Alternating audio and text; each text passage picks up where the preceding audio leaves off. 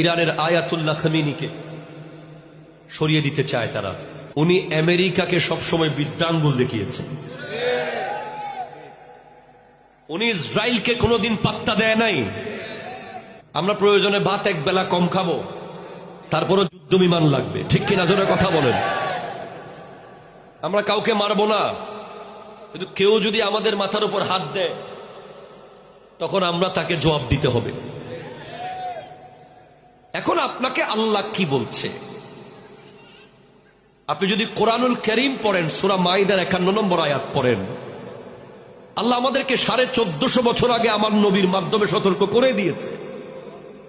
শুধু আমরা লেখাপড়া করি নাই, আমরা কোরআন শরীফ পড়ি নাই, আমরা টেন্স পড়েছি, আমরা প্রিপোজিশন পড়েছি, আমরা সেন্টেন্স পড়েছি, আমরা a+b² পড়েছি, আমরা ডিকশনারির উপর ডিকশনারি মুখস্থ করেছি।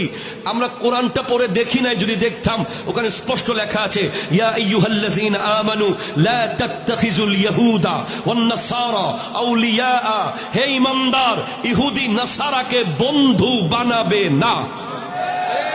হাত তুলে বলেন ঠিক কিনা?